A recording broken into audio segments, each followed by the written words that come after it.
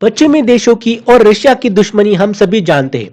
ये दुश्मनी काफी पुरानी है, लेकिन अब यही दुश्मनी और गहरी होने जा रही है, क्योंकि जो नाटो है, इसने अब बड़ा अनाउंसमेंट की है कि ये इतिहास की दूसरी सबसे बड़ी युद्ध अभ्यास करने जा रहा है। ये युद्ध अभ्यास इतना बड़ा होगा कि इसमें 90,000 से भी ज्यादा जो सैनिक है वो हिस्सा लेंगे। और दोस्तों, ये जो नाटो है, अगर आपको पता नहीं होगा तो क्या है, तो ये एक उत्तर अटलांटिक सामरिक संगठन है। एक मिलिट्री अलायंस है जिसको अमेरिका लीड करता है और इसमें पश्चिमी देशों का समावेश होता है। इनकी एक नीति है दोस्तों, अगर किसी भी एक देश पे कोई भी देश अगर अतिक्रमण करता है, अटैक करता है, तो बाकी जो देश है वो अपने खुद पे इसको अटैक मानते हैं और एक साथ आके उसका एक प्रतिकार करते हैं, उसको उत्तर देते हैं। मतलब कि नाटो जो काफी ज्यादा पावरफुल मिलिट्री अलायंस हम इसको कह सकते हैं। दोस्तों, ये जो नाटो करने जा रहा है, ये देखिए, इससे पहले इसने ऐसे युद्ध अभ्यास 2 बार किए थे। एक 2018 में किया था जिसका नाम है ट्राइडेंट जंक्चर ड्रिल। इसमें देखिए 50,000 सैनिक लिए थे। लेकिन इससे भी जो बड़ी ड्रिल्स थी, जो कि इतिहास में की सबसे बड़ी नाटो की ड्रिल्स हम कह सकते हो, 1988 में, यानी कि देखिए जो शीत युद्ध था यूएसएसआर और अमेरिका के बीच में, उस दरमियान की थी। इसमें लगभग 1,25,000 से भी ज्यादा जो सैनिक थे, इन्होंने हिस्सा लिया था। अब अभी जो 2024 में जो ड्रिल होगा वो इतिहास का दूसरा बड़ा नाटो का ड्रिल्स होगा, जिसमें 90,000 सैनिक हिस्सा लेंगे।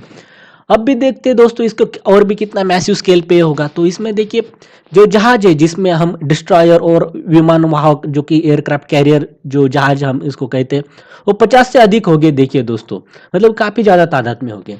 और हेलीकॉप्टर, ड्रोन्स अगर हम, और जो फाइटर जेट्स है, इनकी संख्या अगर हम एक साथ लाए तो ये 80 से भी ज्यादा इसमें समाविष्ट हो गए।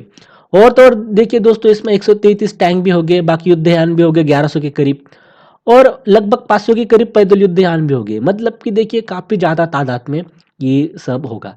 लेकिन दोस्तों, इसमें अब एक बात तो यहाँ पे सामने आती है कि इसमें काफी ज्यादा पैसा और रिसोर्सेज जो है वो खर्च हो गए। अब इतने ज्यादा संसाधन देखिए, अगर इतने बड़े स्केल पे अगर युद्ध अभ्यास पे खर्च किए, तो इसमें एक दिक्कत होगी कि जो यूक्रेन है और रशिया के बीच में जो युद्ध शुरू है, जो कि यूक्रेन देखिए अभी जो फंडिंग के लिए उसको वित्त नहीं मिल रहा। अब अगर ऐसा जो युद्धाभ्यास अगर पश्चिमी देश करते, जो कि प्राइम फंडर है देखिए यूक्रेन के, तो यूक्रेन को कहीं ना कहीं हम कह सकते हैं कि जो युद्ध के लिए जो पैसा लगता है वो कम होगा, और ज्यादा से ज्यादा इनके जो संसाधन है ये ड्रिल्स में जाएंगे। क्योंकि ये ड्रिल्स एक प्रकार से हम इसको युद्ध ही कह सकते हैं। सिर्फ ये किसी के खिलाफ नहीं, ये प्रैक्टिस है। लेकिन प्रैक्टिस में देखिए बारूद वगैरह काफी ज्यादा मात्रा में लगेगा, बाकी फाइटर जेट को फ्यूल वगैरह भी इसको लगेगा। तो ये सारी चीजें यहाँ पे होगी, मतलब कि यूक्रेन पर इसका सीधा असर पड़ने के बहुत ज्यादा चांसेस है। दूसरी बात ऐसी है दोस्तों कि ये जो युद्ध अभ्यास है, जो नाटो ने ऐलान किया है कि ये देखिए जो अमेरिका और कनाडा का जो तट है, वहां से लेकर देखिए यूके तक चलेगा। मतलब कि ये पूरा अटलांटिक महासागर पे आएगा। लेकिन नाटो ने एक और भी एक बात कही कि उसने कहा कि जो स्वीडन, जो कि अभी नया नया देश उसको एडमिट करने जा रही है नाटो में, उसका यहाँ भी ये जो है ये एक्सरसाइज करने जा रही है। मतलब कि स्वीडन का भी इसमें समावेश होगा। यानी कि ये जो बाल्टिक समुंदर है वहां पे ये जो ड्रिल्स होंगी।